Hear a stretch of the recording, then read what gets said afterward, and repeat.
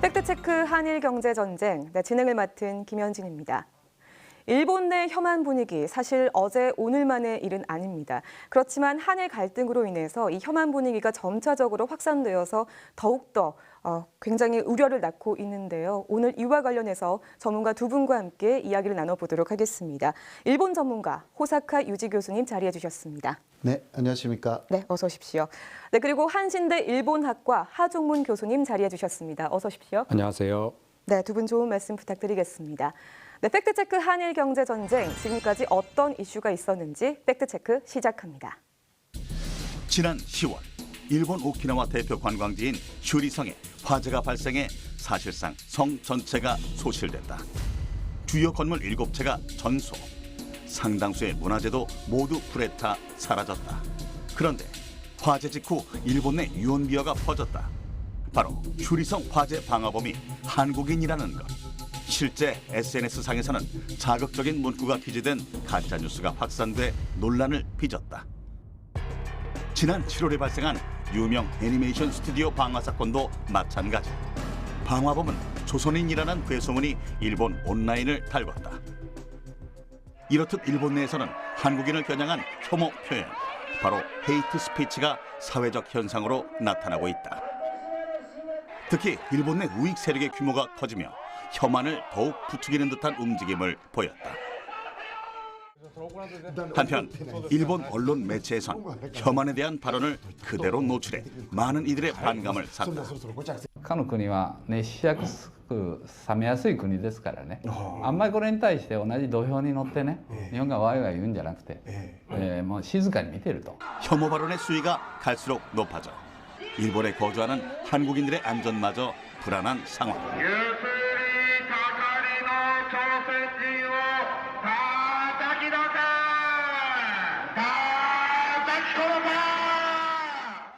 깊어진 한일 갈등으로 인해 더욱 악화된 일본의 혐한 정서. 과연 이대로 괜찮을까? 네, 오늘 우리가 혐한 정서에 대해서 이야기를 나누기 전에 헤이트 스피치가 무엇인지 먼저 짚어봐야 되겠습니다. 하종문 교수님, 헤이트 스피치가 무엇인가요? 네, 헤이트 스피치는 그냥 영어로 번역하면 증오 발언이라고 할 수도 있지만요.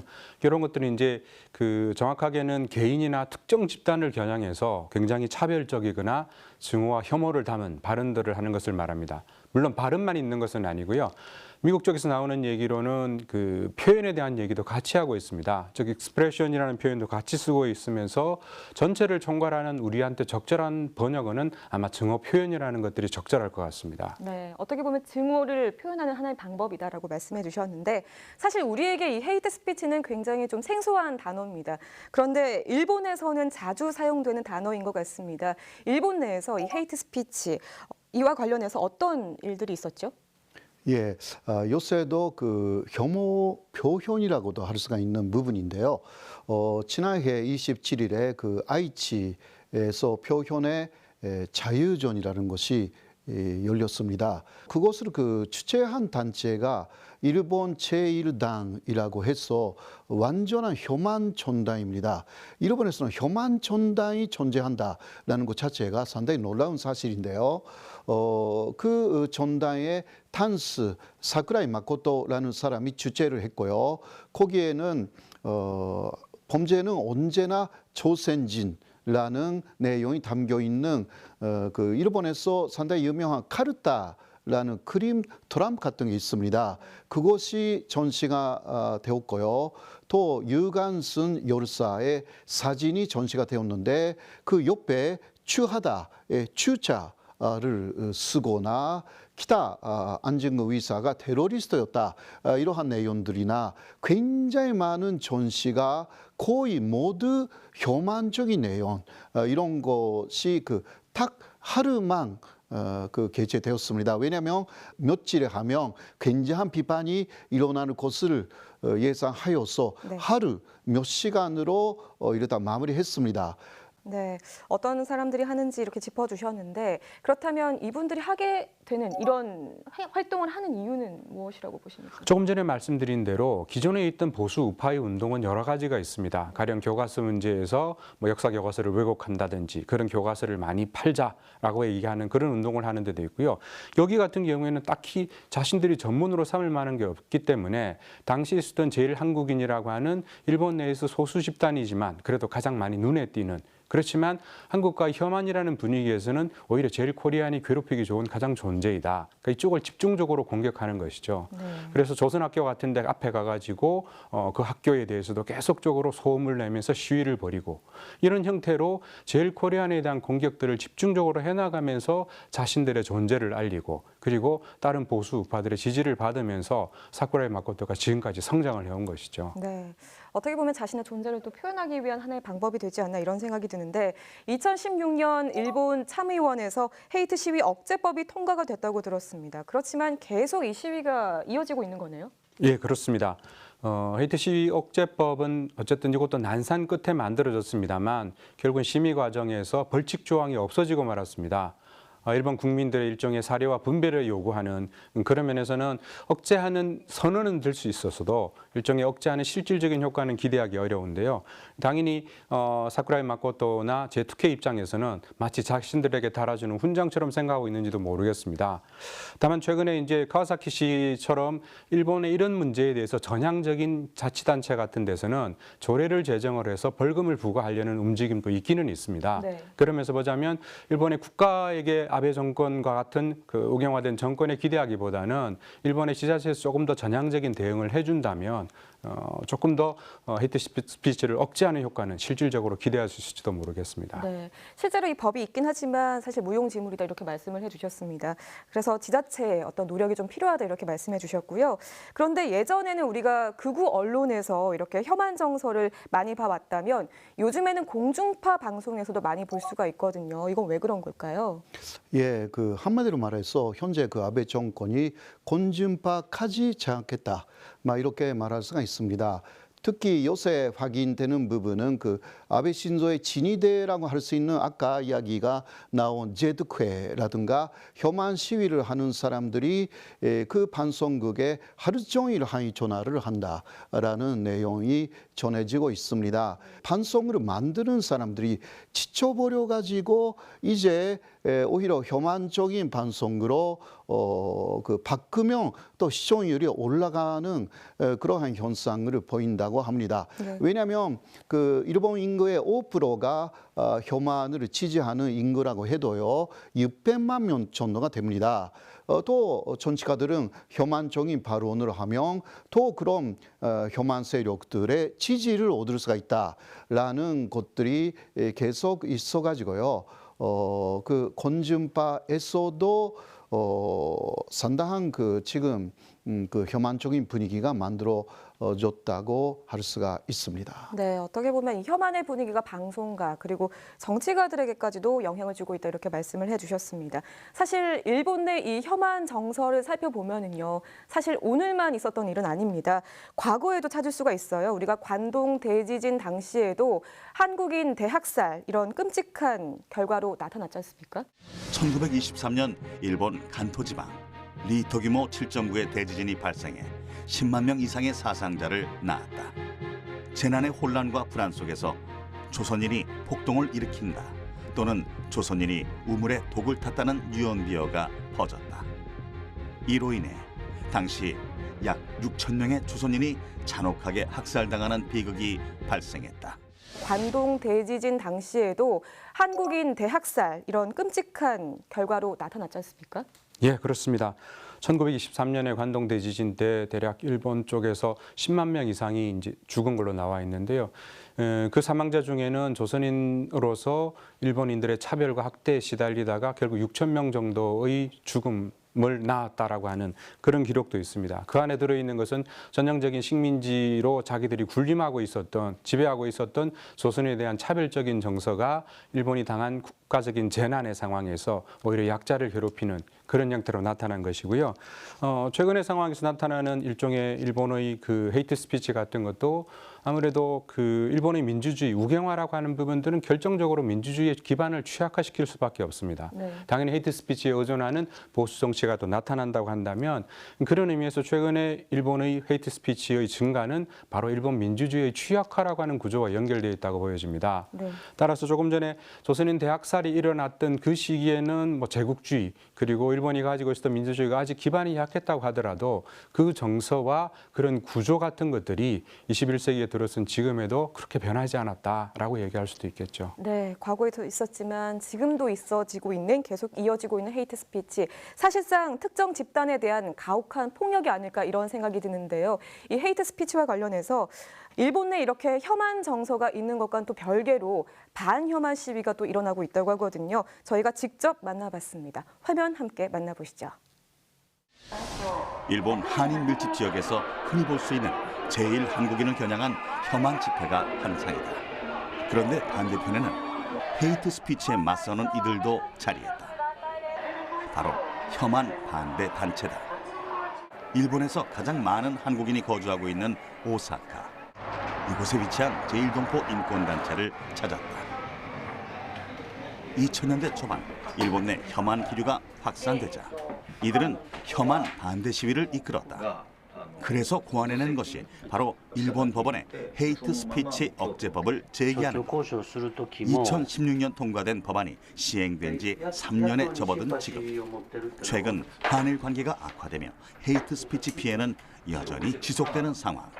在日同胞としてのアイデンティティを守りながら、人権を保障されて日本の人たちと共に人間らしく生きていける社会を作っていきたい、これが我々コリア NGO センターのミッションであり目標であります。 코리아 NGO가 설립된 지 올해로 15년째. 제일 한국인이 일본에서 차별받지 않기 위해 다방면의 활동을 추진해왔다. 그중 이들의 오랜 수건이자 핵심 활동은 일본의 왜곡된 한일 간의 역사 교육을 바로잡아주는 것이다. こちらの言ったら言い分、あちらの言い分でお互い知らないこと、そういうことをこれから共に生きるために、で子どもたちの未来を作っていくためにお互いの歴史なり見解をぶつけ合っていくしかないと思ってるんですね。 네, 이런 혐한 움직임에 맞서서 반혐한 시위, 반혐한 움직임이 나타난다는 것은 굉장히 또 긍정적인 신호가 아닐까 이런 생각이 듭니다. 일본 내에서 자성의 목소리가 조금 커지고 있다라는 반증이겠죠? 예, 그렇습니다.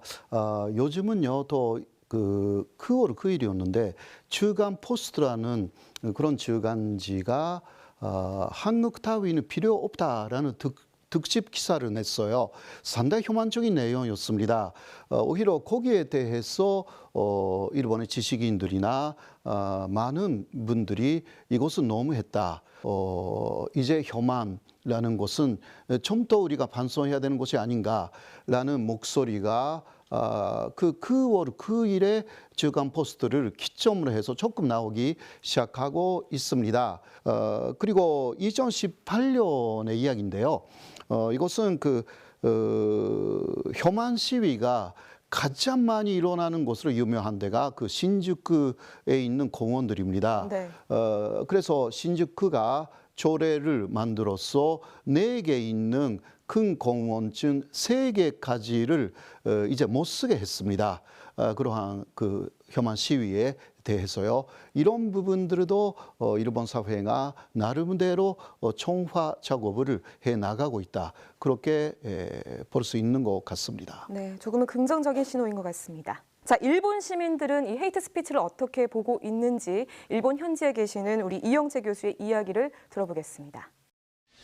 지금 현재 일본은 출판이나 방송 등 혐한 비즈니스의 시대라고 말할 만큼 좀 일상화된 혐한을 많이 접할 수 있고, 요즘은 일본의 헤이트 스피치가 거의 30대나 40대 어떤 중년층이 아주 혐한 스피치에 좀 강하게 노출되어 있고, 아마도 이들은 한국에 대한 역사인식이 부족하고 공격만 당한다고 하는 피해자 의식이 오히려 많아서 뭐 이들이 오히려 한국에 대해서 좀 강경하게 이야기를 해야 된다라고 이런 것 같고요. 어떻게 보면은 자기보다 낫다고 생각했던 한국이 경제력과 정치력이 성장함으로써 열등감을 느끼고 또 한국에 대해서 위기감을 느끼고 뭐 이러한 초조감이 오히려 한국에 대한 혐한으로 나타나고 있는 것 같아요. 네, 이영채 교수님 말씀 잘 들었습니다. 한일 갈등이 굉장히 깊어지고 있고 그만큼 우리의 관심도 굉장히 높은데요. 그렇기 때문에 우리 프로그램도 이렇게 한일 관계에 대해서 다루고 있는 거겠습니다. 자, 그런데 이 비교를 해보자면은요, 한국과 일본 서로에 대한 입장차 혹은 다른 지점이 분명히 있는 것 같습니다. 우리는 뭐 아베 총리라든지 보수 세력에 대한 그 행보를 비판을 하고 있지만 일본 내에서는 이렇게 혐한이 사회 현상처럼 번지고 있는데요. 이런 차이 도대체 어디서 기인을 하는 걸까요? 그 부분은 역시 지금도 한국에도 아시다시피 보수 진보 측 집회가 광화문에서 주말마다 거의 열린다고 볼 수 있거든요. 역시 광장이 가지고 있는 정치적 기능을 얼마나 수용해낼 것인가. 헤이트 스피치는 기본적으로 사회적 약자에 대해서 공격을 하는 굉장히 음음하고 그리고 은비는 공격입니다. 그러니까 이런 것들을 공개적으로 한다 그랬을 때 과연 그들이 가지고 있는 논리라든지 주장의 근거를 대면서 충분히 합리적이다라고 다른 사람들이 납득하기는 어렵다고 보여집니다. 네. 그렇다고 한다면 역시 말씀드렸던 대로 그들이 하는 주장에 대한 검증 시스템이라고 하는, 즉 공개화된 그 토론의 장이라고 하는 부분들이 한국의 경우는 어쨌든 광화문이라든지 다양한 경로를 통해서 정치화가 되고 공개화가 되고 있다라는 측면이 있을 것 같고요. 그러면서 지금 현재 일본은 제가 아까 말씀드렸던 대로 일본의 민주주의가 아베 수상이 계속 장기 집권하고 있는 일종의 피로감이라고도 생각이 되고요. 미디어를 포함해서 현재 있는 쟁점들을 녹여내는 사회적인 언론의 기능이라 그럴까요? 정치의 기능을 포함해서 이런 것들이 약화되고 있는 것이 아무래도 혐한이 강화되고 있는 현실과 맞닿고 있는 것이 아닌가 그렇게 보여집니다. 네, 어떻게 보면 언론의 역할이 조금 잘 하지 못하고 있기 때문에 이런 어떤 표현의 방법을 지금 광장에서 하고 있는 게 아닐까 이렇게 말씀해 주셨습니다. 사실 이렇게 문제의 심각성을 우리가 많이 느끼고는 있습니다만 문제는 이게 일본 내에서 발생하는 거기 때문에 우리가 어떻게 할 수 있는 방법은 없거든요. 그래서 헤이트 스피치 굉장히 어렵습니다. 우리가 어떻게 바라봐야 할까요? 역시 그 민족 차별 자체가 이거를 범죄 행위다. 라는 내용이 그 일본 내 여론에서 확산되어야 되거든요.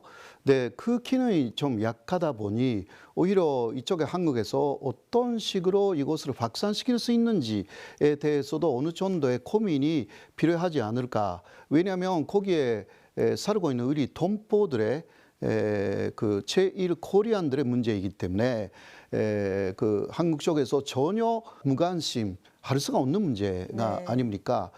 특히 독일에서는 그 반유대인적인 전소에 대해서는 철저하게 경계하고 있고 또 그러한 전소를 가지면 안 된다라는 교육 자체가 실시되고 있는 거죠. 이런 부분은 그 일본이 계속 배워야 되는 것이고 또 우리가 일본이 그런 식으로 바뀌게끔 만들어 나가야 하는 어느 정도의 책임이 있다 한국이에요.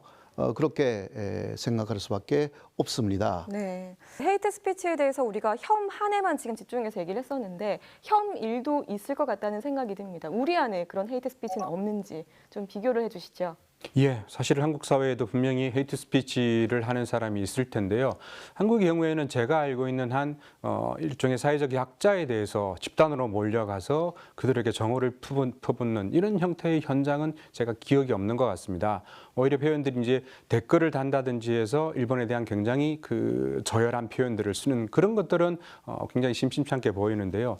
일본의 경우에는 오히려 조선학계가 전형적입니다만 교문에 몰려가서 확성기를 가지고 학생들한테 너네가 결국에는 미사일을 쏴서 일본을 망치고 있다거나 너네는 범죄자 집단이라거나 이런 형태의 그 헤이트 스피치 정오 발언들을 사실은 어린이들 포함해 가지고 학생들 그리고 그들은 다름 아닌 일본 내에 한국 국적을 가지고 있지 않은 그런 면에서는 북한에 대해서도 나름대로 그 연결이 있는 그룹들이라고 표현한다면 실질적으로 현재 있는 한일 관계에서 사회적 약자에 대한 부분들을 더욱더 집중적으로 공격하는 그런 면에서 보자면 일본의 헤이트 스피치가 어떤 면에서는 훨씬 더 그 증오의 정도가 강하고 그리고 그들을 공격해서 그들을 더 망가뜨리려고 하는 그 나쁜 의지 이런 것들이 훨씬 더 강하다고 볼 수 있겠죠. 네, 알겠습니다. 이렇게 비교를 해주셨습니다.